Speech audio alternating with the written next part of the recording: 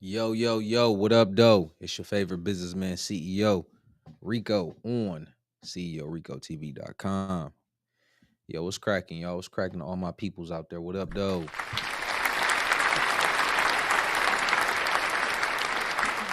Your mans is in the building. Yo, so we had a little bit of technical difficulties. That's why we started 4 minutes late. I'm always pretty much on time. I like to be on time. I don't really like to be late. I'm not on CPT, if y'all know what that is. So today we got some stuff to go over. Got a few different topics we gonna hit on tonight.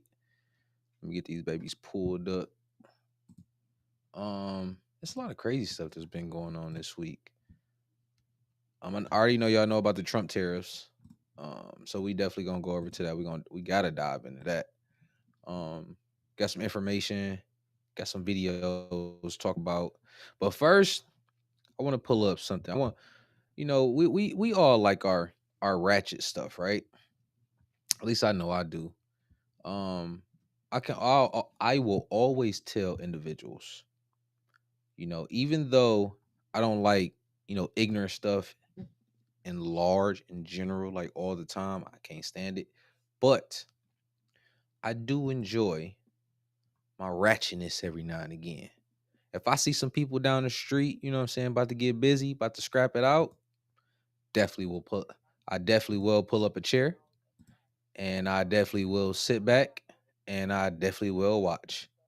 So don't ever get that twisted. Like we all need a little bit of excitement every now and again. But Anthony, what's my man? Anthony Edwards, right? Let's bring that up. Anthony, I messed my man's name all up. Hold on. Cause that is girl name. Bam, there we go. So recently, like maybe like a few days ago, uh I guess a clip had came out. It started on X. I actually had to go read this, right? And shorty name is Aisha Howard, which is Anthony Edwards' baby mama, right? So I'm actually gonna pull the article up real quick. Hold on, because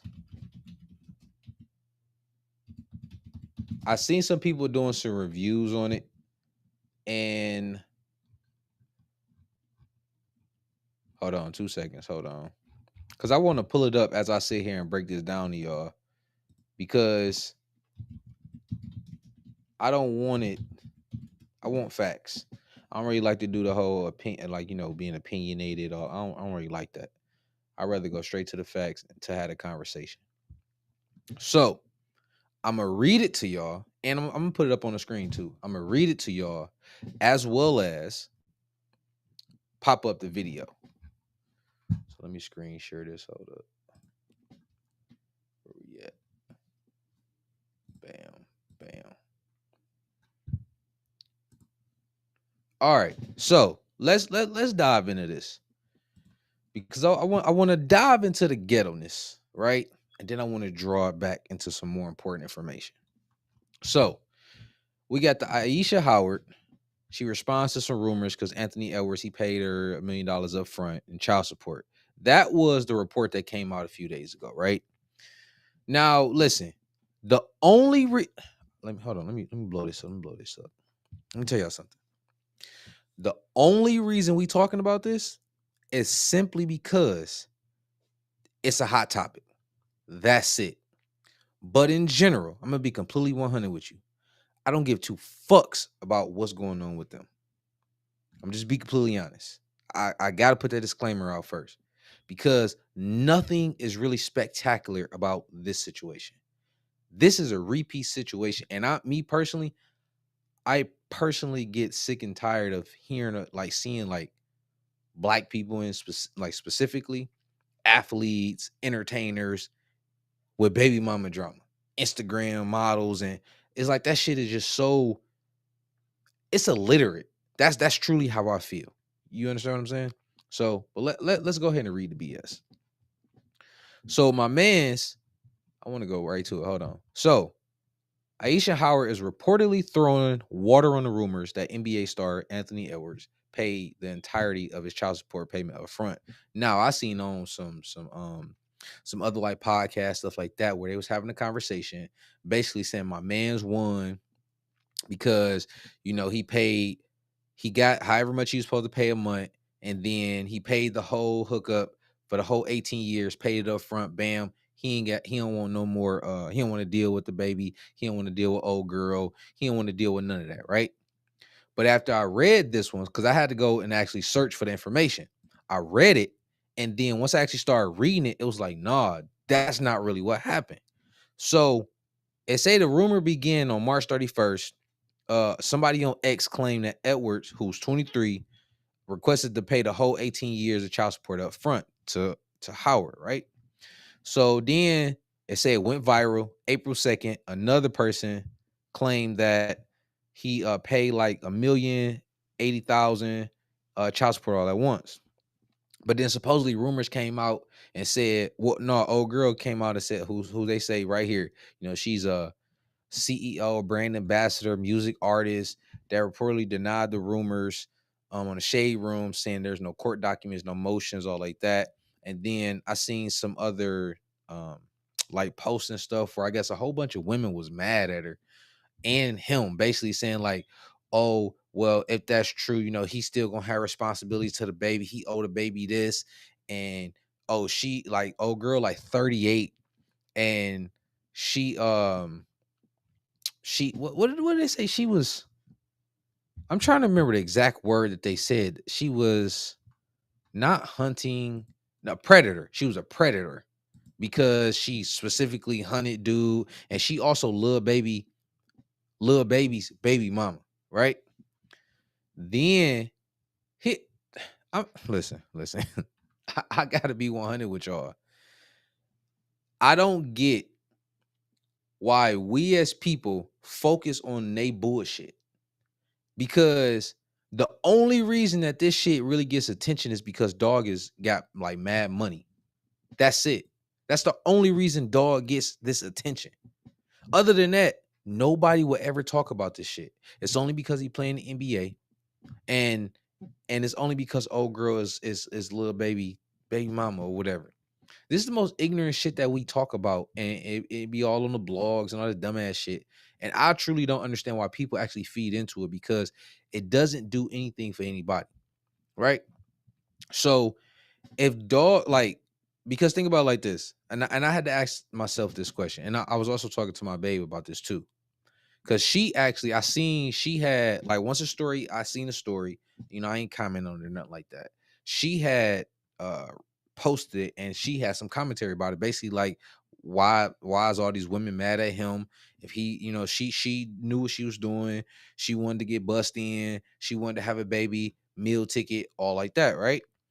And then people was like going back saying like, if he did that, he thought he won because she could come back and hit for child support once he started making more money. And it's like, when you sit down and listen to the conversation that people be having, you gotta ask yourself the question like, okay, is it really about the kid, or is it really about the parents and the dumb shit that they do? Because the only person that technically would be affected would be the child long term. Then I was telling my babe, I'm like, yo, if you really think about it, a lot of these women do this shit because they know it's a payday at the end of it. Like, I know they want to sit here and say like, oh, I love my kid, and no, a lot of y'all don't. Like, a lot of y'all do this shit simply to get paid. That's the only reason. But you want to know something? Can you really blame the baby mama or the baby mothers? Can you really blame them? And hear me out when I say this, because I'm always gonna be on the men's side for the most part. Not Yeah, let me correct that. Generally, I'm on the men's side, because some of the shit men do is straight stupid. My man's got, I think he got like 4 kids by 4 different women, if I'm not mistaken. So this either makes 4 or 5 for him. Dog 23. I was talking to my baby and she was telling me that little baby got like 11 kids. And he was saying some shit about he ain't had no dad growing up, so he don't know how to be no dad and all like this. And I told her, I said, that's bullshit. And the reason why I say that's bullshit is because as men growing up, there's like we have certain things like built into us. Like women have like that nurturing capability kind of like built into them. You know, women typically always want to be like a mom. You know, they want to grow up and have a family. They want to grow up and get married. It's like it's certain shit that you kind of just have in you, right? There's no way you can tell me that whether you watching TV, you seeing like uncles, granddads, whatever, that as a man, you don't understand what you're supposed to do as a man when you have children. Now, mind you, I didn't have my dad growing up, right? But I knew for a fact I was not going to operate like the dudes that I was around growing up. I had dudes basically saying shit like, "Oh yeah, don't never get married. You um, fuck hoes." All this ignorant shit. Not granted, growing up in the hood, you're gonna pick up certain little things. But I knew in large that I did not want to be like these niggas. I knew that for a fact. I did not want to be nothing like them. I wanted to be 10 times better than them. Like, even though, like, with the whole marriage concept, I never fully indulged and thought, like, oh, yeah, I don't want to get married because of whatever. Because I seen these niggas cheating on their women and then they bitched about it like some like as if they was that nigga when they wasn't. You feel what I'm saying? But the shit that how they operating, I don't get it. Like, people care so much. I'm about to run this video. Check this video out. There's no telling you guys that I'm not a gold digger. You guys, it's no beating those allegations at all. I don't. The only thing that irritates me is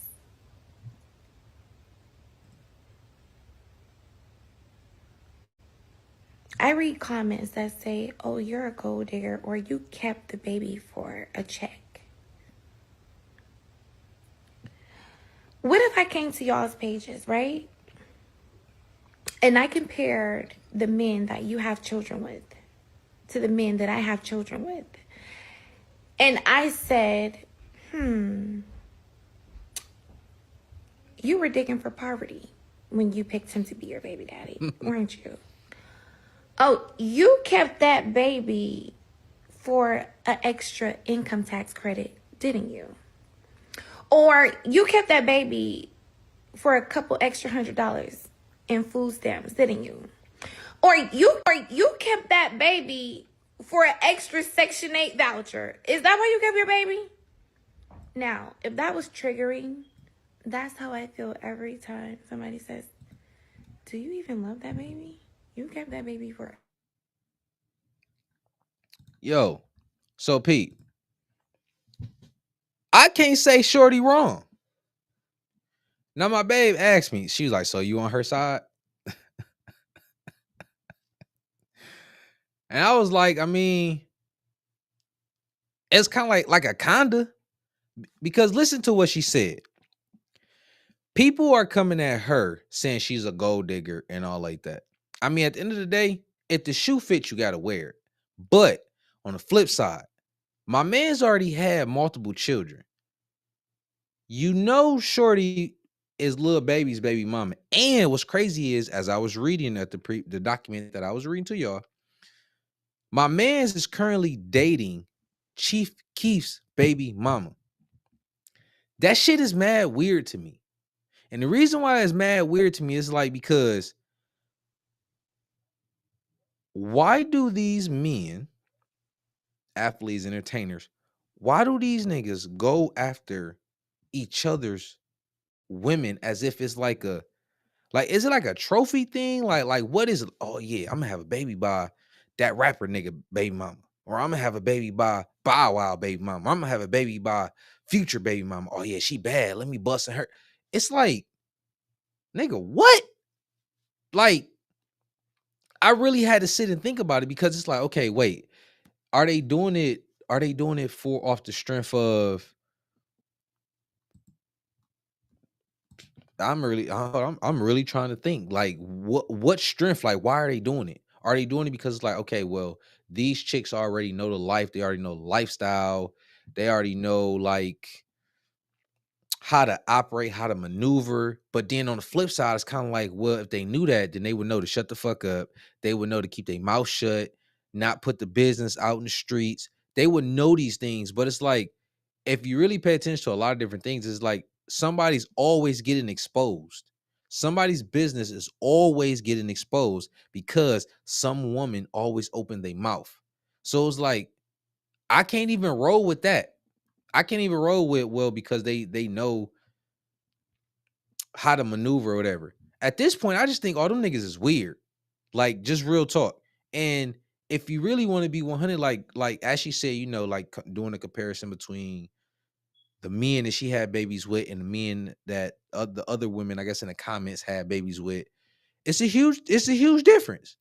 She gonna be well off. She gonna be taken care of because she busting it open for niggas with money. Granted, cool. And the other ones, they on the poverty side. Is what it is. But here's my issue when it comes to like people across the board. I understand it's entertainment content, whatever. The issue that I have in general is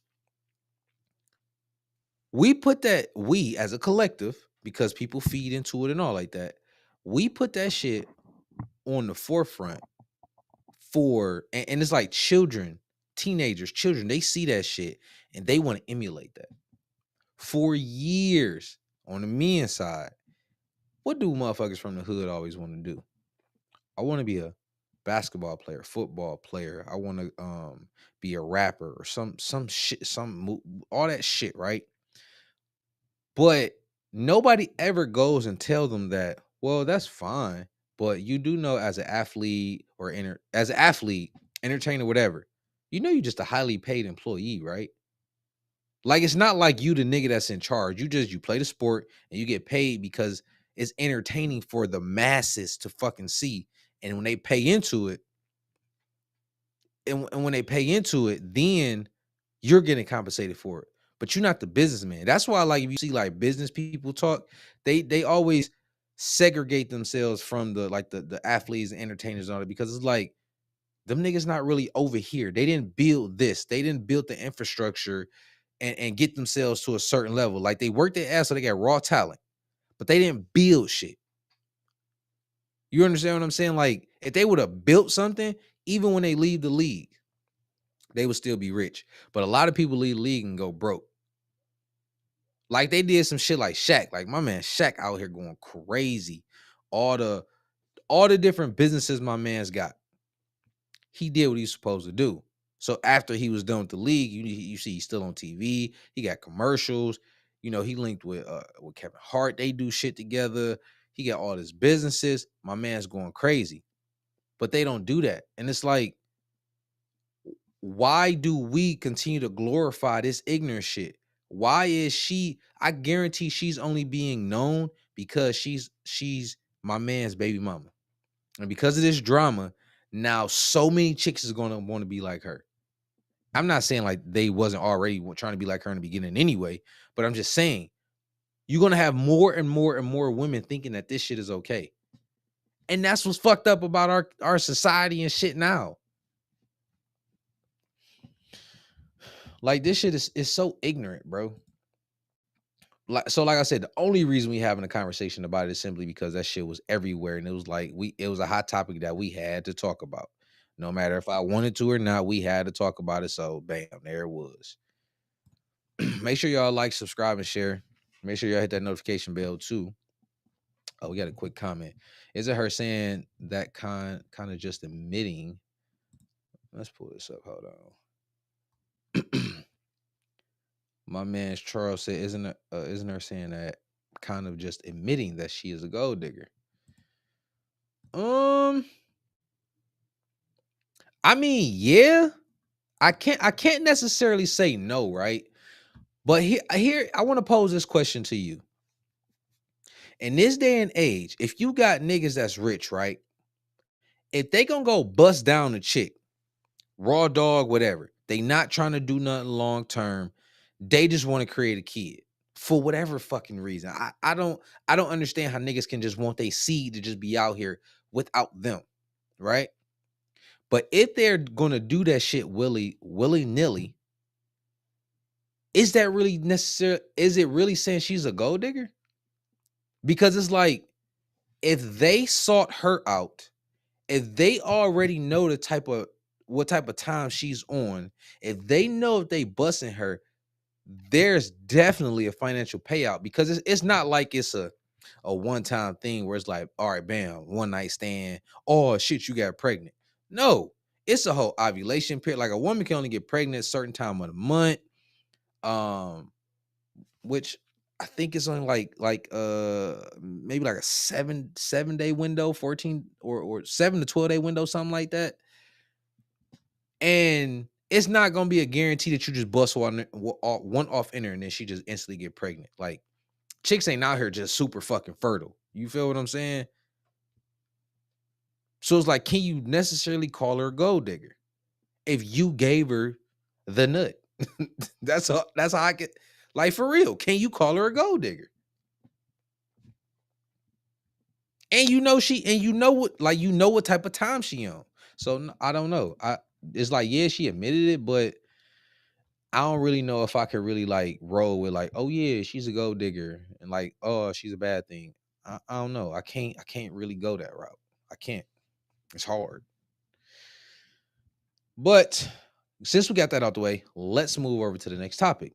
Let's talk about Trump tariffs. We got the stock market crash, got the automotive crisis, we got groceries. Gotta go over this. So, get this BF off my damn screen. Let's talk about it. So we got so anti-Trump UAW chief praises auto tariffs. So we got the so President, what's his name? Sean Fain. He let me bring it up for y'all. Hold on. He is talking about the Trump tariffs. And I want y'all to see this, because, and the reason why I want y'all to see this is because, remember, hold up, I don't want to be playing while y'all. Now, remember when we had that conversation last week, or was it 2 weeks ago? One of the two. And we had that conversation, and the conversation was, we were saying, I was saying, like, basically, like, the tariffs was going to bring more manufacturing jobs back. And it was this whole speculation, like, that the car prices was going to raise, and it was going to be a lot of things, and Trump is just messing all this stuff up. And I'm like, no, he not, stuff like that, right? That's what we about to discuss right now, because the president of UAW, United Auto Workers, he's talking about the tariffs is actually a good thing. And basically he's supporting it. Now, mind you, he didn't support Trump during the presidential election. He wanted Kamala to win. But now he's supporting what he's doing. So let's listen to it. United Auto Workers President Sean Fain came out in support. We're in a crisis mode. And, we are triaging right now. So I hear this debate about, blanket tariffs and all this stuff. But look, we're in a triage situation.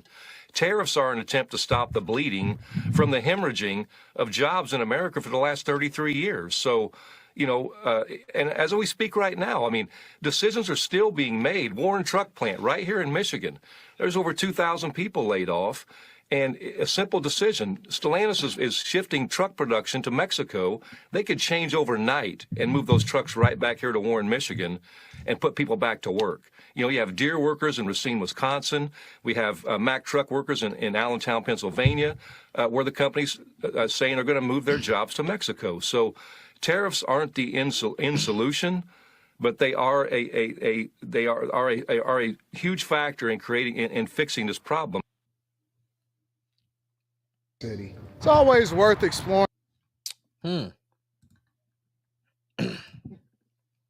So what y'all think about that? You got the president of the UAW basically saying, yo, Trump putting them tariffs and putting the pressure on all the other countries. But not only that, basically indicating to the automotive plants that, yo, if y'all don't bring them jobs back into the US, y'all gonna get taxed like a motherfucker, right? Which is a good thing. Why? because it's putting American people first. America needs jobs, bro. If we are the largest consumer in the entire world, our economy is, that also means we consume a lot of shit, so we need to be able to work and pay for it, right? Well, if there's no jobs, which especially like in the Midwest, like the big three is kind of like a big thing, especially in Detroit, the Motor City. That being a big thing, how are you going to send all our jobs over to somewhere else? If you send our jobs somewhere else, we can't make money. You feel what I'm saying? So him simply doing that, yeah, I get it. The market's gonna crash, and I'm about to pull up a video. We're gonna talk about that. The market might crash, but here's one thing that I've learned. I'm not a market analyst. I'm not an expert. I ain't none of that. But I'm learning. And that's what I encourage all of y'all to do too. Always follow the money. Fuck what everybody talking about. Fuck their feelings. Fuck their emotions. Fuck all that. Don't fall into it. You cannot fall into the bullshit. Because if you fall into it, you're going to fall into the emotional aspect, and they're not going to give you the facts. They still going to get rich. They already know what to do, but they're going to spew out some other stuff to where the people won't know what's going on, won't know how to move, won't know how to take advantage of anything, and y'all going to be the ones fucked. They're not. So always pay attention to the money. But these tariffs is going to hurt for a little bit, of course. You know what I'm saying? Because if you getting a product for, let's say, let me give you a quick example. Let's say a product costs, let's say $10. Nope, let's say $1. Just make it real easy. Let's say it's going to cost you $1. And of course, China, let's say they make it for like 10 cents, whatever. They profit margin is, damn near 1,000%. They hitting you for $1. But now it's a 25% tariff on top of it. So now, let's say it went up to $1.30, right? You felt the pressure of, the tax and all like that.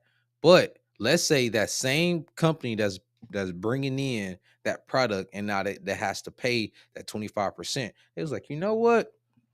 Instead of going through shipping, getting a product, all the time it's going to take there, having it shipped all the way over here, this cost, benefit analysis and all like that, then I got to charge the customer more. Well, if I get the if we create manufacturing, and let's say we already got the infrastructure and everything already set up, we just haven't used it in years, and we're going to make this product here, we're going to hire the people all like that, and yeah, it might cost me, instead of it costing me 10 cents, it's going to cost me, let's say it's going to cost me 40 cents to make it. But I can still sell it for, let's say I can sell it at $1.10, but I don't got to get taxed no more. I ain't got to worry about losing that much money no more. Would it now benefit you? That's the question you got to ask yourself. Would it benefit you? You can get it faster. You can control the whole process. Yeah, it costs you a little bit more, but your profit margin wouldn't hurt heavily. Right? That's kind of what's going on. If I explain that the right way. I got another video I want to show y'all. Kind of just in the same essence, but something we got to go over. As a union, this is 100 times worse than PATCO ever dreamed of being. When you're talking, 700,000 people, their contracts just being taken away. Free speech is under attack. Unions are under attack. Here to react live at the desk, always a lady, unlike me, Fox News contributor, Liz Peek. Liz, there's a lot to dig into about Shawn Fain, but I would, anything that he's in favor of, I go, You're nervous. Yeah, nervous. Well, look, I think, first of all, I think you mentioned earlier that some of the auto companies are going to be under a lot of pressure because of these tariffs, because of the fact that no car is totally manufactured here in the United States. So if they really do slam on parts, you're going to have cars that have a lot of inflated cost elements, let's say. And so what's going to happen? They're going to turn to the White House for handouts, for tax credits and everything else. So I think in the long term, you can see an increase in manufacturing automobiles in the United States because of a rearrangement of tariffs. And I say rearrangement because our cars going to Europe, as we all know, are charged 10% tariffs, and European cars coming here only 2.5%. No one has ever explained why that is so, but that is the case. So I don't know what the number is going to be on autos. If it is 25%, that seems pretty egregious. If it's 10, my guess is that will encourage some companies to manufacture here. Sean Fain, look, is a political animal. He gets it that Trump right now is riding a popular wave. And he also gets it. A lot of Americans like the tariff idea. They do think we've been disadvantaged internationally, and they want to see tariffs from overseas pay for lower taxes here. I mean, I think that what we need from the president, frankly, on the verge of this big rollout, is I'd love to see an Oval Office address where he talks about deregulation, which is totally going forward in the way it's supposed to and is very helpful to American industry, lower taxes, which hopefully is on the come, and also tariffs, and how all these things are going to work together for the American family, because at the end of the day, that's what people care about. Yeah, I think a lot of consumers and investors are getting scared by, you listen to Peter Navarro, the president's advisor, talking about $600 billion a year from tariff collections, 2% of GDP. We thought we were getting art of the deal. This is leverage to get good concessions. You listen to Navarro, it sounds like they just want more government revenue. But I wanted to ask you about the Sean Fain analysis. As Dagan referred to, you sometimes have to wonder, what is this union boss up to here? How is it in the interest of automaker or auto workers to have more bargaining power for government employees versus the taxpayer? There seems to be no connection. Now, I know UAW has some state and local government employees in their membership. Right. But to the politics, is this Fain delivering at the expense of his members for allies in the Democratic political coalition? You see how they always try to tie it back to politicians and all. It's always a game. And that's why, as an individual, you have to protect yourself, you have to protect your family, and you have to figure out what's the best solution for you. Because when you pay attention to what they talk about, you see how he's starting to veer it over into politicians, into the Democrats and all. Bro, like, don't nobody give a fuck about that. Like, what my man's is talking about is simply what's going to help the automotive industry. Because take the automotive industry out. Take it out. You know what I mean? Jobs you just now lost. At one point in time, all of our cars was only made in the U.S. So you telling me that cars were so expensive back then and nobody could pay for their cars simply because they was made here? Like, this is some of the stuff that you got to think about. Then I got another one for you. Hold on. I'm about to show y'all something. Because this is definitely one that you got to see. Let me find it real quick. Because as I was looking at everything, it was dealing with Stellantis. Now, mind you, remember, cars are supposed to go up. Don't freeze on me, computer. I don't know what is up with my signal right now.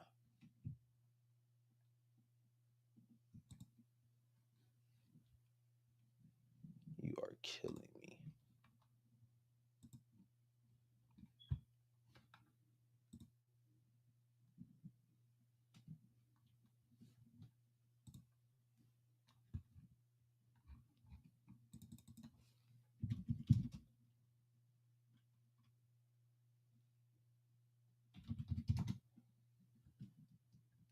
All right, so as I'm sitting here finding this, let me give y'all a little quick.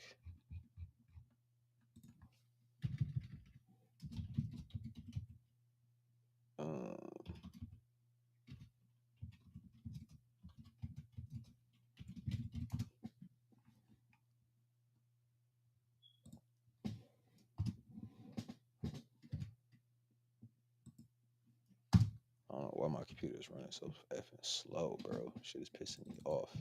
Because this is really important, and I really need y'all to see this, like, for real.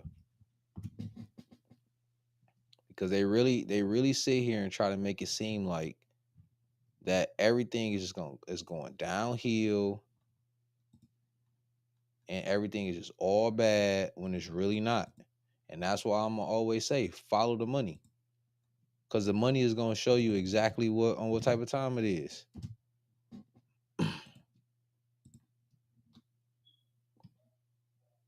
Bam. All right, here we go. I'm about to share it.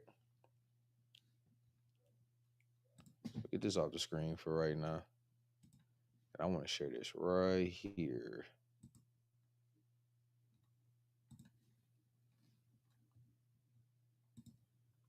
Bam. Let's talk about it.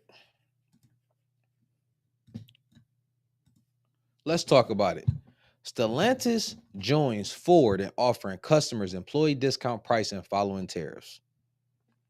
The parent of Chrysler, Dodge, Jeep, and Ram on Friday said it's following Ford and leading employee discount pricing and its customers in the wake of tariffs being instituted on imported cars. So, remember how it was supposed to be so expensive and the cars were supposed to go up and all the plants and all of this bullshit was supposed to be going on, right? Check it out. If that's the case, why is Stellantis giving out discounts on the cars?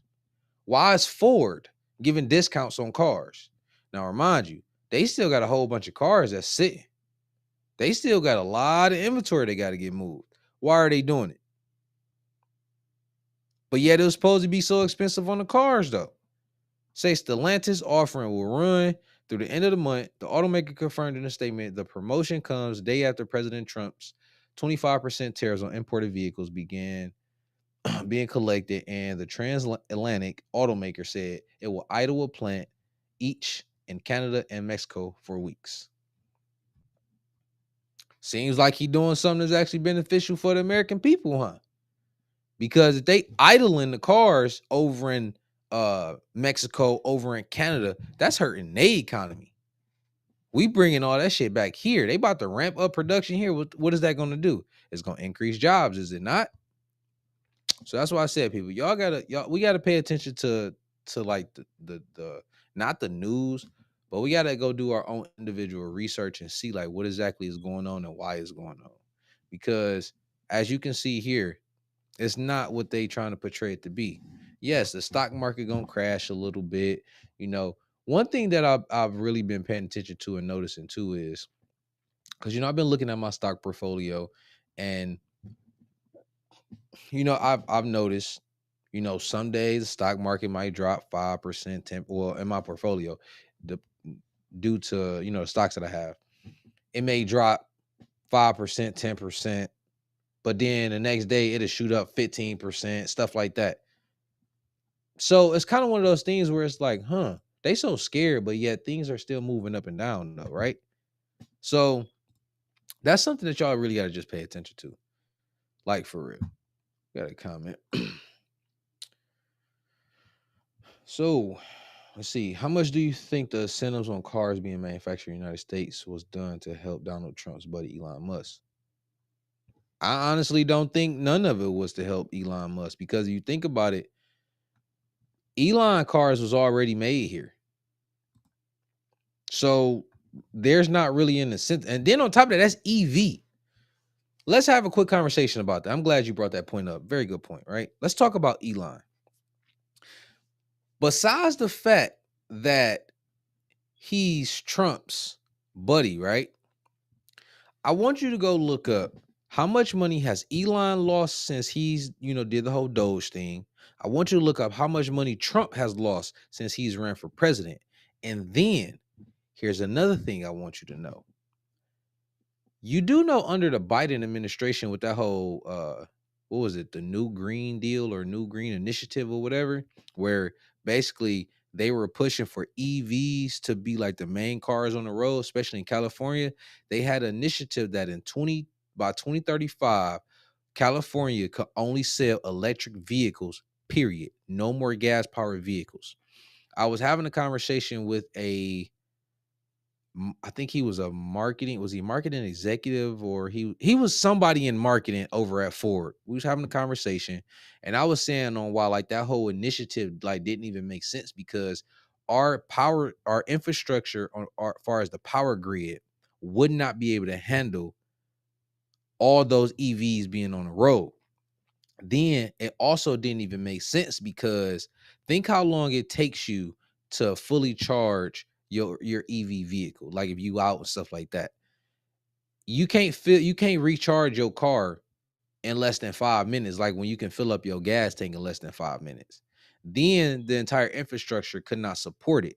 And the battery. Think about the as much destruction that they have to do in order to mine the materials for the battery. And then let's say hypothetically, a car blow up, battery goes out, whatever. You can't just recycle those batteries. So where are those batteries going to go? But not only that, who do you think was going to benefit the most from that initiative? Tesla is the leader in the EV space. So Tesla was going to benefit the most under Biden's initiative. So everybody think that, Elon is just going to be such this great dude and his business is going to flourish like crazy. Tesla's going to go crazy because of what Trump is doing. No. Tesla was going to benefit the most under the Democratic Party. Like they whole initiative with that go green shit. That's who's going to benefit the most. Him. See, that's what I said. You got to follow the money. If you losing money by doing what you're doing, but yet with the previous administration, you was going to get a significant bump because if you force everybody in California to go get EVs, but you the leader in the EV space, who you think going to win? Tesla. Yeah, man. I got another one for y'all too. Cause I mean, we gotta just have these conversations because they always trying to hit you with some dumb shit. Check this one out.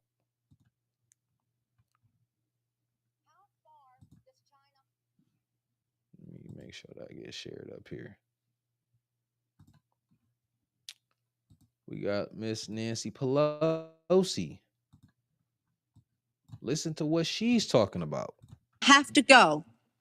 How much more repression, how big a trade deficit and loss of jobs for the American worker, and how much more dangerous proliferation has to exist before members of this House of Representatives will say, I will not endorse the status quo. As I mentioned, it's about jobs, proliferation, and human rights. And there are those who say we shouldn't link human rights and trade and proliferation and trade. I disagree. But if we just want to take up this issue on the basis of economics alone, indeed, China should not receive most favored nation status for several reasons that I'd like to go into now. I'd like to call the attention of our colleagues to this chart on the status quo that the business community is asking each and every one of us to endorse today. Don't these numbers look like what they hitting us with tariffs right now? Check this out. This is a 1995 trade deficit, 34 billion. Average U.S. manufacturing tariff on Chinese goods is 2%. Average Chinese manufacturing tariff on U.S. goods, 35%. So even all the way back then, we were still getting fucked over when it came to what we was getting taxed, sending products to other countries, and then they were getting the bare minimum when they brought their shit here. So they don't get taxed for real when we spend all our money with them. Well, buying their stuff, but if they buy their stuff, we got to pay heavy tax to send our shit over there. Make that make sense? Right now, we have a $34 billion trade deficit with China, the 1995 figure. It will be over $40 billion for 1996. Since the Tiananmen Square massacre, this figure has increased 1,000%, from $3.5 billion then to about $34 billion now. In terms of tariffs, I think it's interesting to note that the average U.S. MFN tariff on Chinese goods coming into the United States is 2%, whereas the average Chinese tariff on U.S. goods going into China is 35%. Is that reciprocal? On exports, China only allows certain industries into China, of U.S. Industries into China. Therefore, only 2% of U.S. exports are allowed into China. Bro, do y'all hear that? Only 2% of our goods can go in there, but we get 33% of theirs. That's what she about to say, just by looking at the chart. Bro, how is that fair? Now, I'm always a person that say life ain't fair, but when it comes to business, you better believe it better be fair, or there's nothing to talk about in business then. negotiating, none of that. If you think that you only gonna get a small percentage of my product and I'm gonna buy all your product and we gonna keep that shit rocking, no. So Trump, all he's doing is basically coming in and saying, yo, y'all not about to keep doing this to America. Like, think about it, bro. We're going bankrupt. America. They want to show markets crashing and all this bullshit. Bro, if America goes bankrupt, you got to understand there's other countries that are looking at us waiting for something to fuck up, bro. China is already trying to take over the whole world. Look at all the shit that popped off during, I can't say, the pandemic situation that happened, but y'all already know what I'm talking about. Look what happened back then. Look at the industries that they took over. So if we go bankrupt, bro, what you think they're gonna try to do? They literally, like, we're number one. They're literally right there, waiting for something to fuck up here for them to come on in. Like, yeah, bet we own it. Now we back the world's fucking superpower. Go do your history. Look when they had the dynasties and all that shit. China was once like up there, like for real. And remember, the United States is literally the youngest country ever.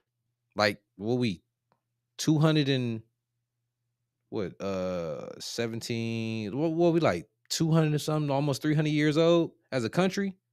Come on, man. On the other hand, the U.S. allows China to flood our markets with a third of their exports, and that'll probably go over 40%, and it's limitless. We have not placed any restriction. In terms of jobs, this is the biggest and cruelest hoax of all. Not only do we not have market access, not only do they have prohibitive tariffs, not only are our exports not let in very specifically, but China benefits with at least from U.S.-China trade. The president, in his statement requesting this special waiver, said that China trade supports jobs in the United States, 170,000 jobs, whereas our imports from China support 10 million jobs at least. Fact is that U.S.-China trade is a job loser. And one of the reasons that is because well, first let me just make another point, and that is that our colleagues on the other side of this issue will say the trade with China, exports to China have increased 3 times in the last 10 years. They have. But they fail to mention that imports from China have increased 11, thereby leading to this huge trade deficit. The other issue, in addition, if intellectual property is a $3 billion loss, technology transfer is in the hundreds of billions of dollars. If you want to sell to China, your products into China, the Chinese insist that you open a factory there. They misappropriate your technology, open factories of their own, and then say, we want to see your plan for export. That's as simply as I can say it briefly. But the fact is, this isn't about products made in America. The Chinese want American products that are made in China. And the most serious of these transfers of technology are in the airline industry, where Boeing tail sections of the Boeings were mostly made in Wichita, Kansas. Now they are made in Shen province, where workers make $50 a month. And the transfer of the technology and the transfer of the jobs has taken place. General Motors, Ford, they're all fighting to get in to build factories there so they can make parts there. They want MFN so they can get those parts back into the United States. So we are exporting not low-tech jobs and textile jobs. We're exporting our technology. Now, if you take a country the size of China with the very cheap, and in some instances, slave labor, the lack of market access, the rip-off of our intellectual property, the transfer of technology, a country that is not willing to play by the rules in any respect in this trade relationship, you have a serious threat not only to our relationship, but to the industrialized world. And Hey, real quick, did y'all hear everything on what she just said? Don't that sound like something that happened to a certain group of people about, let's say, like 150 years ago? Started in like 1619 and went all the way up until, what was it, 18 something, 19 something, not 18 something. Don't that sound like a certain group of people? Their intellectual property was stolen. You know, they had to labor for little to nothing. Well, really nothing. Sound real familiar, don't it? But not even to go off all into that. Don't she sound like Trump? Far as making it, you know, a fair trade, making sure everybody else, you know, they can't just bring their products over here and then we just buy all their stuff, but we can't do no business over there. You see what I'm saying? Y'all got to pay attention to that type of stuff.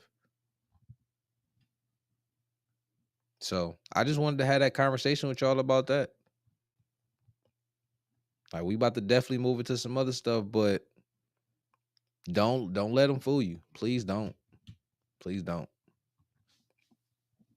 Because them bringing all our jobs and stuff back, that's benefiting us. That's helping us. That's making sure y'all got jobs. So we got another comment. So, nature of the United States and the mandatory minimum wage being so high here, I don't think that there is a way to close the gap more than 5 to 10% at most. Close the gap as far as what? And then we say mandatory minimum wage being so high. Like, I need you to elaborate a little bit on that. Because mandatory minimum wage, like, minimum wage is not high. Like, I think minimum wage in Michigan is like $7 and some change. So I need you to elaborate on that.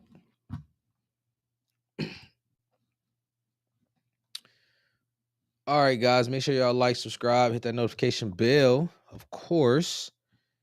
And we are about to move on to the next topic for the night, next part of the show. So, got a guy by the name of Charlie Kirk, and he's having conversations with the other side. So he's a Republican, and he's having conversations with, I mean, I guess you want to call them like woke people, I guess. I don't know. But I've been watching dude I've been seeing some of his clips. I've been seeing his clips and I've been engaging with him more and more because I'm the type of person, like, I don't, like I said, I don't do the emotional stuff no more. I look at the facts, the data, stuff like that. And in one particular video that I was watching, he was having a conversation with it was a white girl, white woman. And she was making an argument about black men or black people being in prison and stuff like that. Now, I'm not gonna lie. Watching it makes you, it does trigger you a little bit. I'm not gonna lie. Because it's like, bro, what the fuck is you talking about? Because sometimes people don't understand if they're not actually in your shoes. So it is a little bit of an emotional factor in there, right? But listening to it, you got to look at the facts, the logic. I'm like, well, shit, you really can't argue the point per se. And I'm going to show y'all what I'm talking about. Hold on. Because I want to know y'all thoughts about it. Like, let me know what y'all think. And if I'm seeing it wrong, should I see it in a different way? Where my sound at? Y'all, so before I ask my question, I want to clarify a point that y'all mentioned earlier. You said you don't believe in white privilege, correct? Yeah, it's a myth. It doesn't exist. Okay. So according to the Bureau of Prison Statistics from last month, 38.3% of our current inmate population is black. But according to the 2020 census data, only 12.2% of our national population is black. So if you don't believe in white privilege, how do you explain this disparity? So why are they in jail? It has been this way for years, since the 90s. No, since why do people go to jail? Why are black people in jail at higher rates than white people? That's the question, right? Maybe because they Yes. commit more crimes than white people. But that's not true. It actually is. They do. So every independent analysis shows that blacks have committed a disproportionate amount of crime. No one wants to say it out loud, but it's true. In fact, in New York, 52% of murders are committed by blacks, 40+% of arson, 60+% of drug deals. And so the question you should really be asking is what drives them to commit crimes? That's the question, right? The real question is, and maybe I can ask you, what percentage of blacks are raised with two parents in the home. So actually, So listen, Shorty is ready to argue. You can clearly see that. She ready to go. And a part of me is like, I appreciate, you're trying to argue for black people. I get it. But on the flip side, it's kind of like, as black people, we don't need nobody to argue for us no more. Like, it's time to take like that, the crutches off. Like, listen, I get it, you coming to rescue and all like that, but we got our own shit that we got to solve for ourselves. You feel what I'm saying? And nobody can solve our own problems but ourselves. But listen to what he's saying, and then you'll understand truly where I'm coming from and what I'm going to say. according to the Uniform Crime Report for 2019, Black or African American individuals committed only about 1 million crimes, while white people committed about 4 million crimes. But that's proportion. How about like, proportion? There's a lot more white people than black people in the United States. It's a 60% white country and a 14% black country. So you just proved my point. You literally, so basically that's a disproportionate amount of crime. It is. But listen, I want to say, look, you are coming up here and you're asking a question, and that's not easy to do, first and foremost, no matter what. And I really appreciate your question in front of all these people. It's hard. So thank you for asking your question. But let me point out what you just did, and you didn't know that you did it. You switched from proportion to raw numbers. That's right. And you did that to make a point that you thought you were making, but you weren't. But look, your issue was that Black Americans only make up 13% of the population, and yet they make up, I think you said, like 38% of the prison population.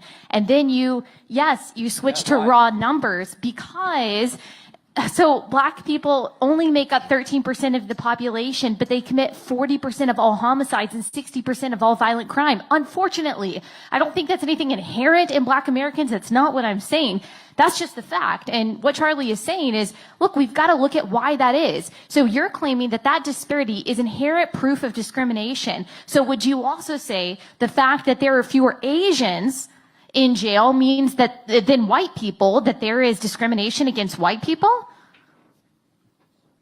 No. Disparity isn't proof of discrimination is what I'm trying to say. Yeah. So let me just throw, and Allie's exactly right. What percentage of blacks grow up with two parents in the home? I don't know. Yeah, less than 20%. Now, Pete, as you listening to it, right, does a part of you get a little triggered? Because it's like, wait, what? Like, bro, what the fuck are you talking about? But on the flip side, when you use your logical side of your brain, is he lying? I understand, we want to, well, they did this to us. No, I got you. I'm with you. But is he lying? That's my only question. That's why there's so many blacks committing crimes and they're in jail. It's that simple. The death of the black family is why blacks are in jail higher than their population percentage. It's that simple. May I see your criminology degree? Do you have one? I'm sorry. No, Wait. we've gotta. Are you a biologist, Ketanji Brown Jackson? Let me ask you a question. So do I need a criminology degree to be able to understand that 75% of blacks don't grow up with two parents? To be well versed in it, I believe so. Do you have one?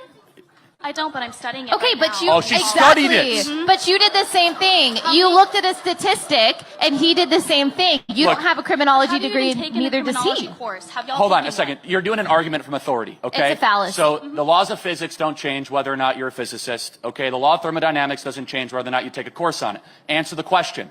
Why do blacks have a broken family versus a nuclear family, and does that translate to higher rates of crime? Do you admit that? Why is it that blacks don't have parents, though? Why? Good question. We subsidize single motherhood in this country through the federal government of the United States. Great question. Now we're getting somewhere. Back in the 1960s, we put forward a program where black Did he drop it on her? Black women married the government and broke up with the men they were with. Welfare state, Lyndon Baines Johnson, and that has contributed to blacks committing more crimes. I believe institutionalized racism is your answer, but I don't believe I'm getting anywhere with y'all. But no, just let me point something out. Did you know that it's not white Americans that have the lowest incarceration rate or the lowest rates of crime or the highest graduation rates or the highest median income? So she about to talk about, the Asians and some other stuff. So that's all we need to hear from that. But did you hear how he dropped that bomb on her? The reason on why we have this big issue inside of our community is simply because the family infrastructure is not there. Now, I know some people, they like to make excuses. They like to come up with different things, they like to empower bad behavior, all like that. Did y'all know that when it came to the whole welfare program, did y'all know that there was actually a person that came to the home, walked through the crib to verify that there was not a man there? That they looked through drawers to make sure there wasn't no underwear in there of a man. They looked through closets. They looked through all of that to make sure no man was there. And that was the only way that they were going to feed or give them the, food stamps, incentives, stuff like that, which blew my mind when I found that out. But that's really the issue that still persists until today. The government still incentivizes women to leave their men, in order for them to get benefits. So basically the government is their man. And then that bad behavior continues on, and it stems directly into the children. Bro, within our community, our boys do not have masculine role models. And understand this. I don't care what nobody say, bro. I don't care what no woman say. You need masculinity. Because when you have boys that turn into men that grow without the ability to understand how to control their emotions, how to control their anger, they're just emotional as men. Well, really like man boys. Those are the ones that y'all got to worry about crashing out and doing all this crazy shit. Those are the ones you have to be scared of, because they don't know how to control themselves. They don't know how to express themselves without overly compensating and stuff like that. That's the real issue within our communities, bro. Seriously. And this white dude just basically broke it down. And it's like, I know I meet so many, I'm not gonna say I see so much content where and like on social apps like Facebook, stuff like that, where people, they like to indulge in certain conversations when it comes to like race and all like that. And it's just like over time, I've literally been getting away from that, because that shit doesn't serve us any type of purpose whatsoever. And it's actually going to drive me into my next topic, but we got a comment we got to read. So my man said $7 and some change is way more than $50 a month that people get in China. So I don't think that we will ever make the trade from China to the United States equal as far as goods go. So while that may be true, like two things can be true, but here's the thing I need you to understand. We don't give a fuck about how China operate, because yes, they may be able to make products at a cheaper price, but that's also because they're under a dictatorship. There's certain things they can't move and operate certain ways on how we can. That's one of the reasons why a lot of people come to America.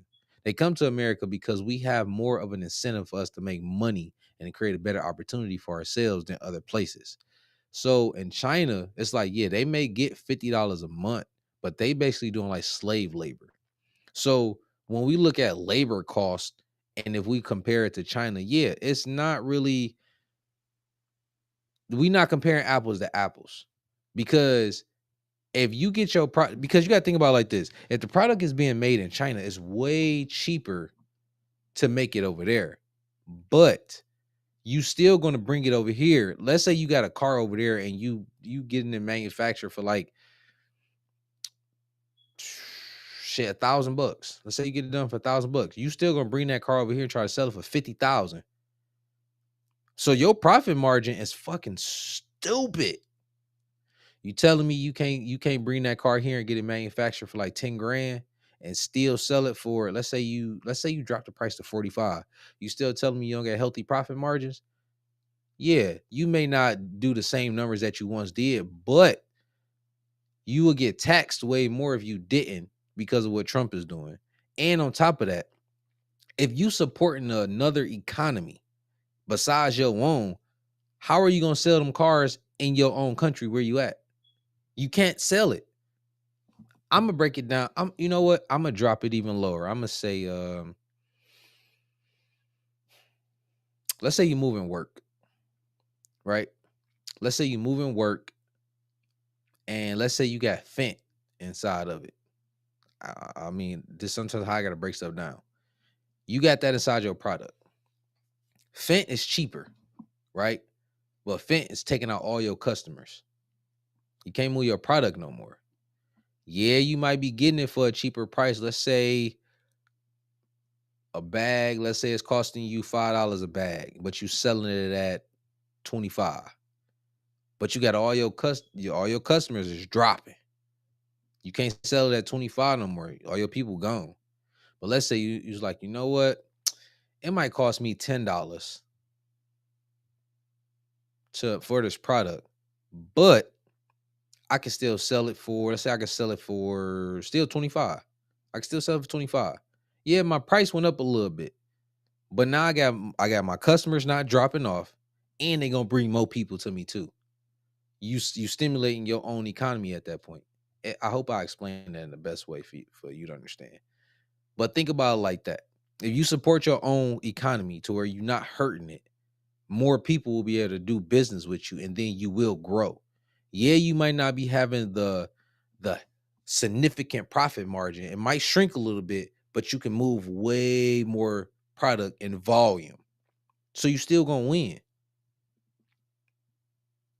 So we can't compare ourselves to other countries as far as the way our economy works, stuff like that, because why should we depend on another country to bring something here for us, to make something here for us? Because at that point we give them control.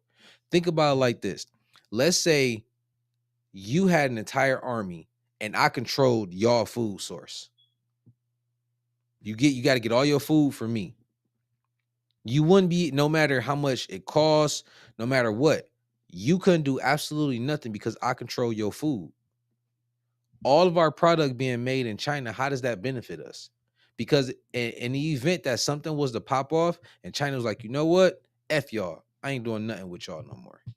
I'm going to do business with everybody else instead of y'all. A whole portion of what we got going on now stops. We don't get product no more. So why wouldn't we want to bring all that stuff back? Why wouldn't we want to create and bring the jobs back in the manufacturing back? Sometimes it's like, yeah, stuff may cost more. Let's hypothetically say the cars did cost a little bit more. Let's say it cost, let's see, I just looked at a Chevy Silverado. They want like 35,000 for it. Let's say 40,000 for it. Let's say it bumped up in price to 45 for some odd reason. But the number of people that now can go into the manufacturing plants and actually work. So let's say we only have 5,000 people working, but now we got 25,000 people working. The car price went up by $5,000, but now I got way more people that's working, which means there's way more people that can afford the car now. So I'm still gonna move the product because more people can now afford it. Like, we not looking for necessarily just always cheap goods if we talking about like the greater economy of things, because at the end of the day, jobs or not, bro, everybody need to hustle. Like, I don't like, if you got one job, you should have a job, a small business, or this job and a part-time job while you doing some hustling on the side with investments over here, maybe a house or two to bring your taxable income down. You got to be smart. Like, you can't just be the person, oh, I just want one job and I'll live off one job. Like, you gonna get fucked in the end no matter what. Like, these politicians not really out here trying to, yeah, we want to bring, like, remember when they was doing that whole campaigning for an increase in minimum wage? Like, minimum wage is not meant for adults to live off on or to take care of a family off on. Like, That's not what it's for. Like, you got to get out there and compete. You need skills and all that shit that's valuable, and then you get paid for that value. You feel what I'm saying? So who really like with the minimum wage shit, who gives a fuck about minimum wage? It'd be 100 like that. Nobody's trying to thrive off minimum wage. It's like, yeah, like that's not how we trying to operate. I hope I explained it the best way.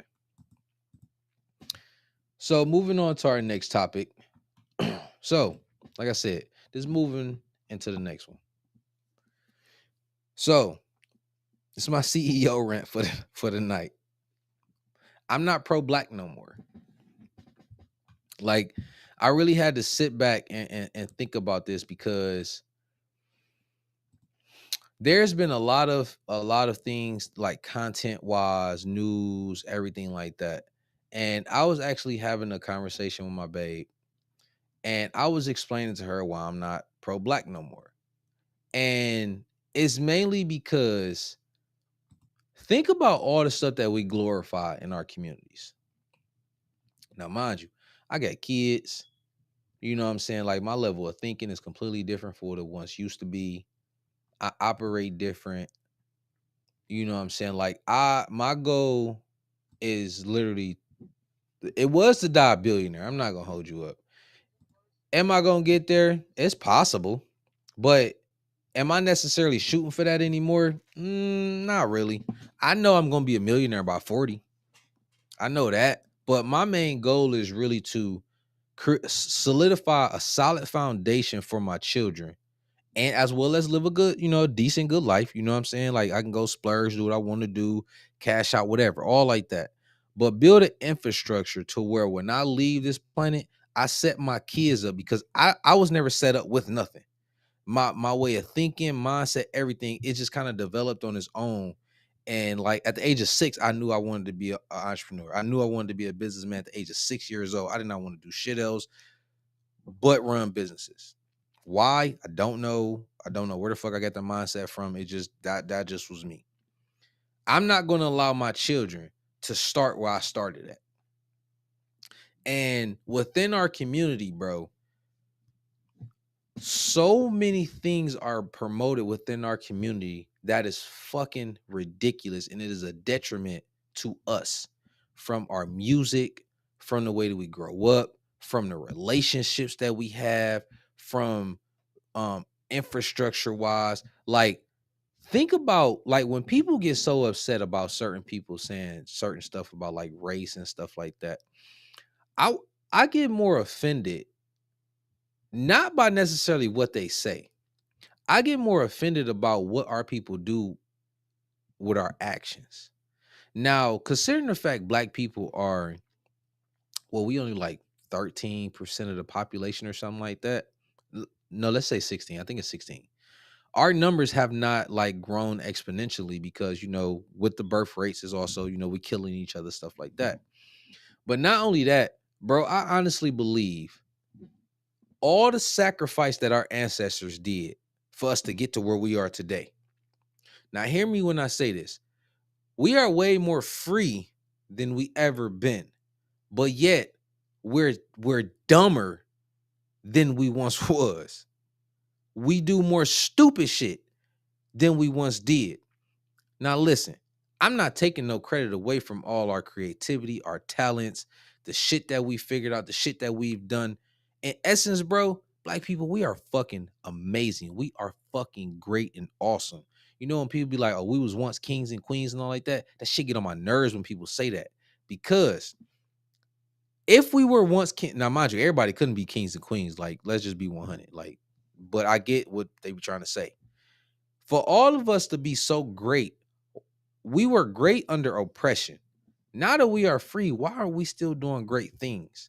We listen and promote promiscuity, fucking hoes, partying, all the flash, all this dumbass shit, right? That makes none of us significantly rich. It makes other people rich. You got all these different businesses, entities, all this that literally come into urban areas and make a shit ton of money off all of us, and we just let that shit ride. We let people exploit our music and then we celebrate that shit. Our own people go to prison, get out, and we fucking party for these niggas when they come out. You feel what I'm saying? Like, boys grow up to be son husbands. Basically, niggas basically want to do everything for their mama, and their mama just allow that shit to go. Yeah, my son gonna take care of me. Why? Why the fuck would you want your son to take care of you? Why wouldn't you learn how to shut the fuck up and be supportive and cooperative and non-combative so you can have a man and choose a fucking man that actually will be there? Why do you choose the negative motherfuckers who dope dealing niggas and niggas that should not even be procreating? But yet we choose that and we stay in this vicious fucking cycle. And the reason I can talk about all this shit because I've lived this experience. I've seen it firsthand, real world. I grew up in the motherfucking hood. I was in 3 raids growing up, like in that life. And it's so crazy because I never truly realized, and I don't even know if it's not, for me, it's not even trauma. It's not trauma. Like, I still remember when me and my babe, I forgot what apartment we was in, but they threw some firecrackers or whatever, and we was asleep, and the firecrackers went up, and my girl thought it was gunshots. She woke up scared as fuck. I simply put my arm around her. I said, baby, come on, go back to sleep. Because I could sleep through gunshots because it was nothing to me. But that's literally the culture and what we live in. I remember before the age of 18, on New Year's, when motherfuckers would go outside and shoot off in the air, I couldn't wait till I got old enough to get a gun to go out there and do that dumbass shit. And then by the time I got to the age where I could have firearms, I am so happy that something clicked into my brain. I seen stuff like that. But it's like, bro, when those bullets go off in the air, they gotta come down. It is the most ignorantest shit that we do. And it's like, bro, I cannot continue to accept and promote negativity of my own people. Now, I'm not saying I'm not for my people. I'm definitely for my motherfucking people. I've always been for my people. I always want to support my people. And that's why I still want to move to be around more successful black people, because I'm for my people. But I'm not for the ignorant motherfuckers. I'm not going to be pro-black, man. Fuck all of that. If you ignorant, I don't want to be around you. I don't care what shade color you are. I don't get two fucks, bro. I only want to be around. That's all I want to be around. Successful people. I want to be around successful men. I want, like, put it like this. I cannot listen to women that talk dumb shit. I can't. That shit drives me nuts. It drives me nuts to hear a woman get on here, be masculine, run her fucking mouth about dumbass shit, bro. When I tell y'all TikTok, and here's what's crazy. Y'all know these platforms really pay, like when they be talking about all this money that they make and stuff like that. If you actually look at their content is negative as fuck. And it's like they pushing a certain narrative, but it's like it's always the motherfuckers that look like us. And it's like, listen, you get your check, boo-boo. I ain't tripping on that. But sometimes, like, motherfuckers got to stop talking about certain topics. Like when motherfuckers always want to talk about relationships, like relationships is always going to be one of those hot topics. And y'all want to know why? Because a lot of motherfuckers can't get it right. They can't get it right. Motherfuckers don't know how to be in one relationship. You got dudes that, like, I can't stand cheaters because I honestly, like, what's the point of fucking cheating? I really don't understand that. My thing is this. If you a dude and you that nigga, you can tell your shorty straight up, listen, babe, I'm not monogamous. I like multiple women. So it's either you gonna ride with me and we gonna do this shit together, or you got to go ahead and get the fuck on because I got plenty more bitches to come. Versus you sitting here dragging this woman along, she thinking y'all in this mutual agreement, and you out here fucking this hoe, this hoe, this hoe, this hoe, right? You got this chick pregnant. You got this chick possibly STD. You got this chick that thinking you love, and then it's a whole bunch of drama. And then you got babies coming out of it. That's ignorant as fuck. Then you got women that say, oh, well, if a man can do it, I can do it too. Then they get out of pocket, want to run their mouth. And it's like, bro, You can't do anything. Like at the end of the day, y'all want to know what really solves everything? Violence. And I'm not promoting violence whatsoever. Just keep 100. But that really is the defining thing for everything. Because let's say if you a dude, me and you, we having a conversation and you start getting out of pocket. We both know there's always an underlying threat of violence, right or wrong. But with women, they get up here and they run and they say and do whatever because there's not a fear of violence off rip. But soon as a dude haul off, smack the shit out of you, then it's like, whoa, people like, oh, you hit a woman, blah, blah. It's like, shut the fuck up. She was out of pocket. So that's kind of what happened. But I guarantee that woman wouldn't do this shit again. But not only that, when women stay in their place, bro, they get everything that they want. Men civilize the whole fucking world just for women. Like, let's be 100. What dude is out? I ain't talking about them weird dudes. What dude is out here busting their ass, getting all flashy, getting the big ass house, nice car, and all that? If they not trying to attract women, what the fuck they doing it for?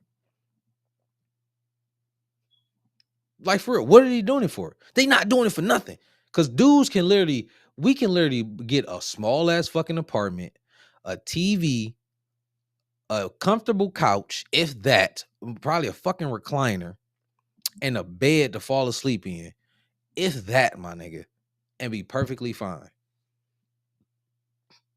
Don't need a fucking car. If we ain't trying to press no shorty, why is we spending 60, 70, 80,000 on a Corvette? Why? And I know some people be like, well, what if you got a girl and all that? You still want to look fucking good for women too. And your motherfucking woman. So your woman can always know, yeah, shorty, you got that, you with that nigga. I'm him. So I don't get a lot of the bullshit that's really going on within our communities. It's like, bro, is it really that bad to really just do the right fucking thing? Because literally all of the negative things is being promoted so tough as if that's the right fucking thing to do now. It's like what's wrong is right and what's right is wrong. Like, seriously. I'm about to play this next clip from my man's Anton because this goes into what I'm saying far as within the black community. But not only that, another thing too, I don't like to have conversations or no. I don't like to go back and forth about shit that I'm not certain on or I can't stand 10 toes down on. And this video that I'm about to show y'all goes into that because my man's is downtown, and it was he walked into like some protest with, I think it was the LGBTQ, whatever they was. I don't even know what the hell they was protesting. But when you listen to the conversation, they were like, my one man's got upset because he was just simply recording. But then when you hear a dialogue between him and one dude, then he goes to talk to some other people. And then this one particular white dude, he was talking about Trump and everything that Trump is doing. But my mans could not stand 10 toes with the argument whatsoever. And I feel like y'all really need to see it.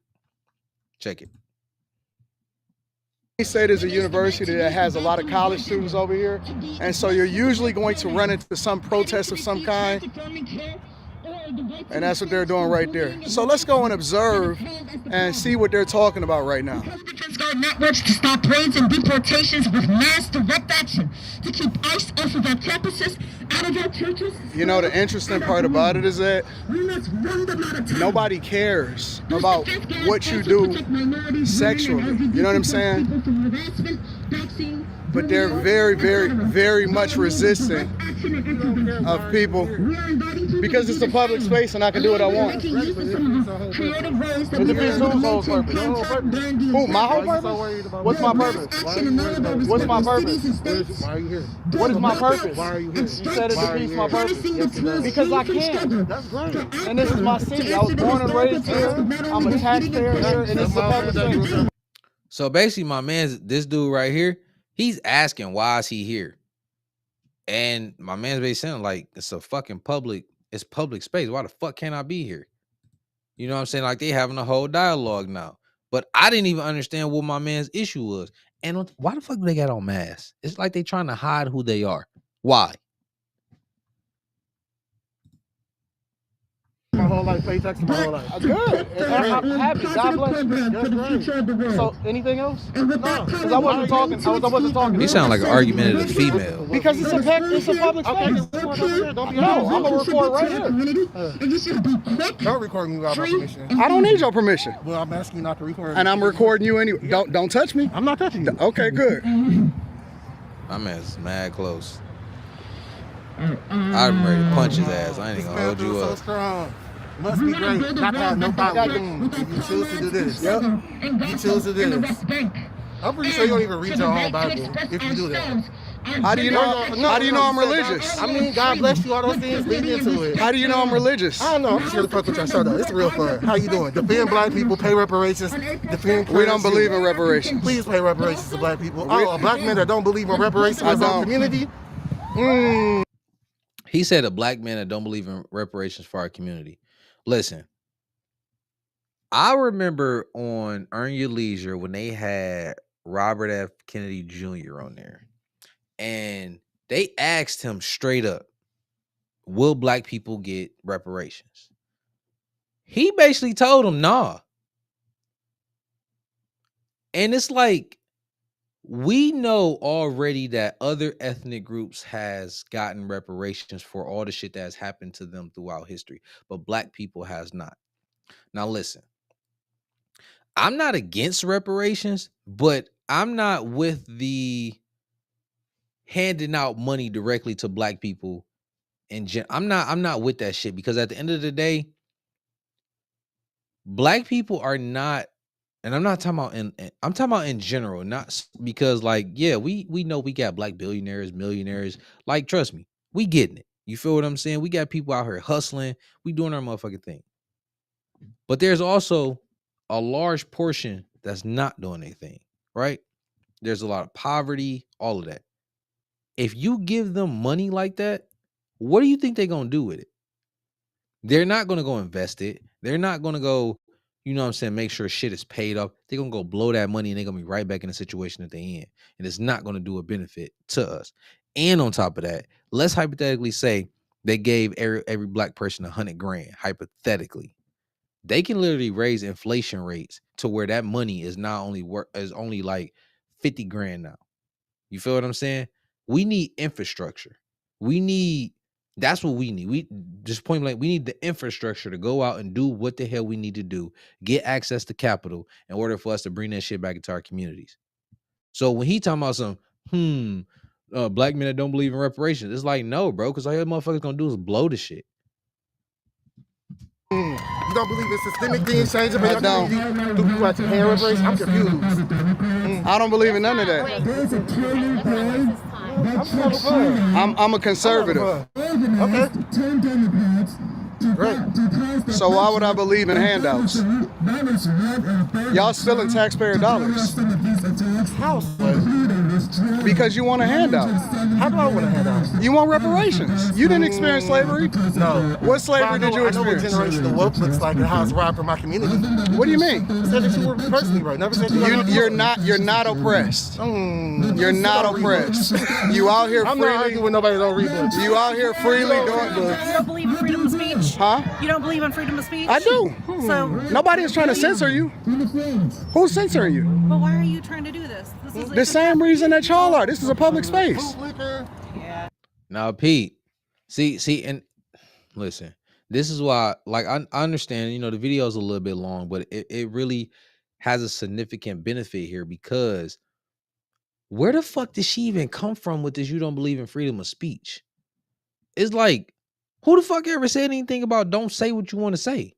Then she talking about, so why you doing this? Why the fuck is y'all out here doing that shit? If anything, y'all disturbing the peace. If you want to be 100, that's how I look at it.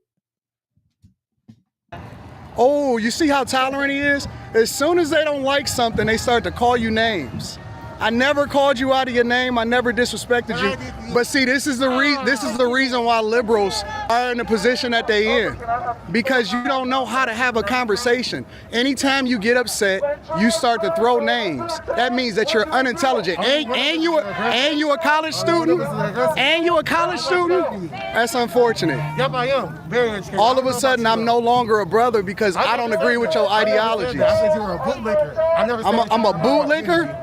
Yeah. Oh, that is so mature of you. I know, I'm not here to be mature. That's not the important thing right now. What's the important thing? The important thing is people's rights, honey. What rights don't you have? It's not about me, it's about other people. What rights don't other people have? You mean like the people who are being disappeared off the streets? What rights don't people have? The right to live a free and happy and wholesome life. You have the right to do whatever you want to do. I'm not talking about myself here. Anybody has the right to do what they want to do. Even be a fascist. You don't even know what fascism means. You're just talking. Listen, you are the least oppressed person in the face of the earth. You are a white woman in America. You are the person that benefited from diversity, equity, and inclusion the most. And you are out here doing nothing. You should be doing something productive with your life. You should be actually working, advocating, doing something for people. You should be doing something productive. You're not married, you don't have... Listen to it, taking care, pushing kids out, taking care of the man at home. And that she said as if that's a bad thing. And here's one thing that I do know too. That type of fucking attitude has transitioned over into, no, I'm not even gonna say transition. The whole feminist and all that shit, the feminism, all that shit started with white women and then it transferred over to black women. I'm gonna ask y'all a question real quick. When in time has black men had the power to oppress their women? That's a genuine question I want anybody to answer. Drop it in the comments. In large, in general, when have black men oppressed their black women? All I want is give me a few specifics, just whatever. We about to fast forward this. This is the part where I was talking about where my mans couldn't substantiate his arguments at all. And I'm only going to play maybe a few minutes of it. Right now, it's every day we're just being flooded with stuff, tearing down, institutions, should not be torn down, Like what? If you had to get an example, like what? Okay, like, oh geez, there's so many. Give me one. Okay, the USA. So you think that USA... Because of them tearing that down, there's going to be many, many, many deaths around the world because people aren't going to... Around the world. Because he wants the U.S. to be fucking police, the world police, and get ourselves in situations that we don't need to be in when we already got our own crisis here at home. He wants us to be worried about other people in other places. This is what I mean by when you just sit back and listen to people and just ask questions, you'll see the fucking stupidity that comes out of it. Be getting the medicine they need to save your life. The medicine they need. I mean, that's something that we've been doing for decades. But do you agree that it's a possibility that there was a lot of fraud, waste, and abuse inside He's of... not getting rid of fraud, waste, and abuse, or he'd bring a forensic accountant in there find it. Which he did. Well, there are people that are a part of DOGE, the Department of Government Efficiency, that are forensic accountants. They just did an interview recently, and more importantly, they did detail on the DOGE website, doge.gov, of all of the fraud, waste, and abuse that they found, including over at USAID. That's if you believe what they are saying. Now is if you believe it. If you fact check. Fact check? Musk and Donald Trump. Okay. Nearly everything they say is a lie. I mean, nothing is the truth hardly. Okay, so let me ask you a question. Let's assume, for the sake of conversation, that you're 100% right? Why is it the United States of America's responsibility to take care of other things in other countries? Right. It's our taxpayer dollars, right? And it's coming out of my pocket. So why is it our responsibility to ensure that the rest of the world is taken care of, or should they take care of themselves? They should probably have a bigger part in a lot of things, but our foreign policy is My dog, listen. When niggas start talking like that, that's how you know they don't know what the fuck they talking about. And they can't substantiate their argument at all. At all. They can't. And my man's is showing you why you have to do your own research. You have to develop your own opinion, and you have to have the conversation or just be around people. Listen, I'm not the type of person that want to be in an echo chamber. I'm perfectly fucking fine with having a conversation with somebody who is completely against my idea. I got it. Reason being, that's how we learn. That's how we move forward. Because anytime that I have had an opposing view or something like that, if that person was making total fucking sense, logical sense, and they defeated my argument, hey, you got it. I appreciate the conversation, and now I walked away learning something. My man's is not adding no type of value to the conversation because the dog don't know what the fuck he's talking about. Listen, if people just came out and said, you know what? I don't like Trump just because I don't like the motherfucker. So anything that he do, I ain't fucking with it. I would support that. I would be like, you know what, bro? I ain't even mad at you. You just don't like Trump. Listen, you don't know what the fuck you talking about when it comes to politics or nothing like that. But due to the fact that you was real 100, you just don't like Trump in general. Fuck everything that he doing. Cool, I got you. I ain't mad at you. Because at that point, we're not having that same intellectual conversation no more. You just simply telling me you just an emotional ass person. You emotionally upset with somebody, and that's the only reason why you don't like what they're doing. Because you're not coming from an intellectual position. So I don't need to even fathom the idea or have the conversation in the intellectual conversation with you. There's no need to, because you already told me that you're not an intellectual person. Creates peace everywhere. Look at, we haven't had. But shouldn't other people, like for example, we contribute over 85% of the funding that goes into NATO, and other countries don't. And then they use that money for their benefit, but we don't get anything out of it as taxpayers. Should we be responsible for that? You could pick something like that. Well, it's the same thing with USAID, right? No. We fund a lot of propaganda over in other countries in order to indoctrinate them to think how we think. Shouldn't they have their own culture? Shouldn't they have their own ways in which they go about doing things? Or should we meddle in everything that happens overseas? And then justify it by saying that we actually giving them funding? There's not waste. Of course there's waste. But, you know, a good example is Elon Musk coming out saying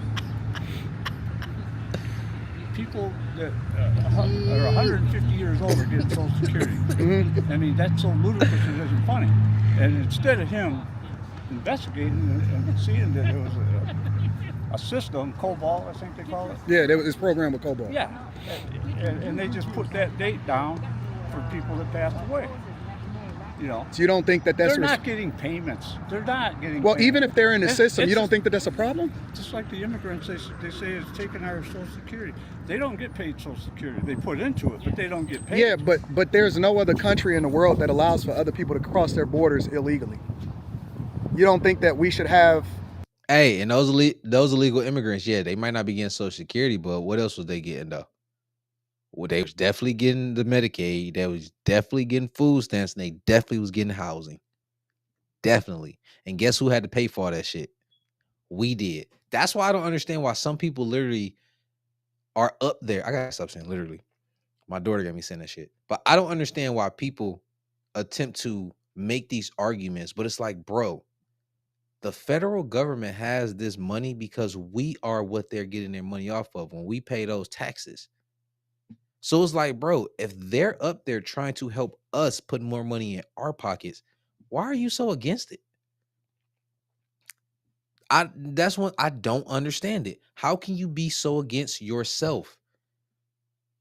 But like I said, it all comes back down to, oh, we just don't like Trump. Okay. Have closed off borders to where we get people in here legally. What about Lake and Riley? What happened with Lake and Riley and her losing her life? How come people don't acknowledge the fact that there's a lot of crime and the police officers that was being hurt over in New York, and all of the taxpayer money that was being given out in Chicago, and all of the funding that was divested from schools and different communities and sanctuary cities and given to illegal migrants in order to ensure that they were okay? You think that that's logical? I can't comment on that because I don't know the facts. Well, how come you don't need facts when it comes to Social Security and the USAID, but you need facts when it comes to illegal migration into this country? You know, they give you a story, they tell you what it is, but the facts are those people are paying billions of dollars into our treasury, and they don't get. Yeah, but they're getting way more out No, because they have the opportunity to be able to work here in America. It's But just more like the importantly, crime. You talk fast and everything else, but I talk fast. Well, yeah, because I'm just educated. Guys, listen, we ain't gonna watch no more of it because it gets worse. So I don't even want to watch no more. It was funny as shit watching it. I'm not gonna lie to you. So we gonna go ahead and get up off of there. My man's was mad funny, and that's one reason why I like Anton. Black dude, black successful man that spit game, that talk logical with intellect. Them the type of dudes that I like to listen to, talk to, communicate with, because not only am I learning, but it's also stimulating me mentally. You know what I'm saying? I need intellectual stimulation. You feel what I'm saying? I can't talk to dumbass people. I would have laughed at that white dude in that white dude face asking him questions. I'm not gonna lie, because the moment when, especially when he said, "You like to talk fast," and I would have bust out laughing like, "Bro, damn, am I talking too fast to where you can't comprehend what I'm saying? Like, what am I saying too fast to where you don't understand?" Because all I simply did was ask a question, and you cannot really respond. My man's was like, damn, bro, just say that you don't know, and I'll leave it alone. Just say you can't have this intellectual conversation with me. Just say that. But yeah, man, it's really crazy out here. So one thing I wanna, because we about to end the show for the night. I definitely appreciate y'all for rocking with me, of course. Of course, as always, make sure you hit the like button, subscribe to the channel if you haven't already, hit that notification bell. But one thing I want to leave y'all with tonight is I really want y'all to sit back and just think about everything that we chopped it up about tonight. And I just want y'all to do your own research. Now, I'm not saying that Trump is perfect, because honestly, like I say all the time, Trump be saying some stupid shit sometime. You know, I'm not like his State of the Union address. Like, he wasn't talking about shit dealing with the economy. It was irritating the fuck out of me. During the political debates, Trump sounded like a fucking retard. You know what I'm saying? But everybody got their own strengths and weaknesses. At the end of the day, my man's came in and he started putting in work, and he's putting in work for the American people. And me personally, like I'm always say, when Trump first started running, my man's had the balls to say what he wanted to say, and I couldn't do nothing but have respect for it. And on top of that, I also know that he really is for this country and for the economy. Because I remember when the Ford plant in Dearborn, if I'm not mistaken, they were about to shut that plant down and send the jobs to, I can't remember where they was about to send it to, but they was definitely about to take it out of Michigan. Trump stepped in and stopped all of that and saved all them people jobs. And considering the fact he's doing what he's doing in order to get jobs to come back and to make a fair, I guess, trade agreement, like in Canada, as they already had said, the automotive industry was supplying over 500,000 jobs in the economy.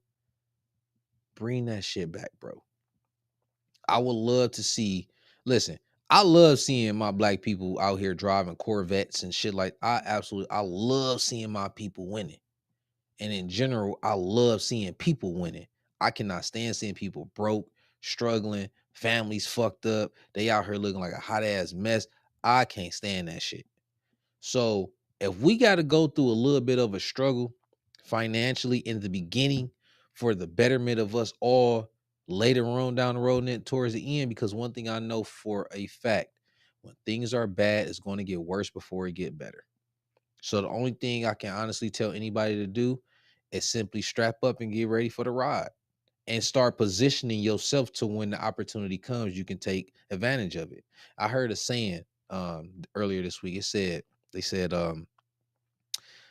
success is when preparation meets opportunity. And that shit hit so tough because I remember all the times when I was basically in, situations like fucked up financially. You feel what I'm saying? Even though I was making money, expenses was still kicking my ass. And every time there was an opportunity that presented itself, I couldn't take advantage of it.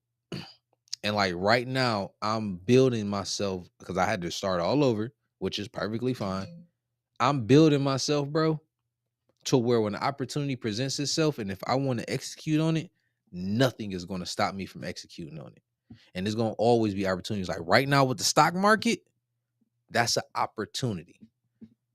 I know they try to scare motherfuckers with this stuff, but like if you start learning stocks and you start following people who are great at what they do in the stock market, they will tell you right now is a buying opportunity like a motherfucker from the stock market.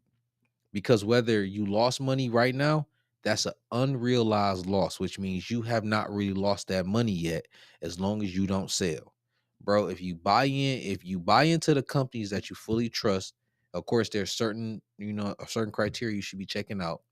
If you stick to your fundamentals, you find the opportunities and you buy them bitches right now, and when the stock market rebound, which it will, you gonna make a shit ton of fucking money, bro.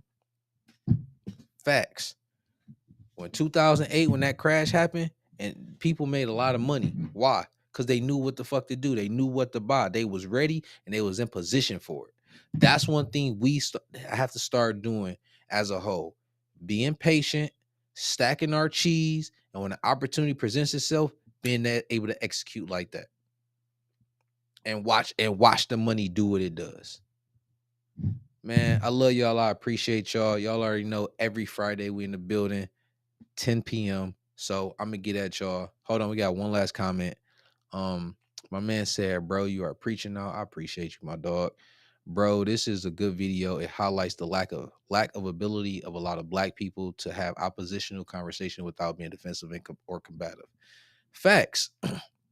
And listen, I don't care who nobody is, bro.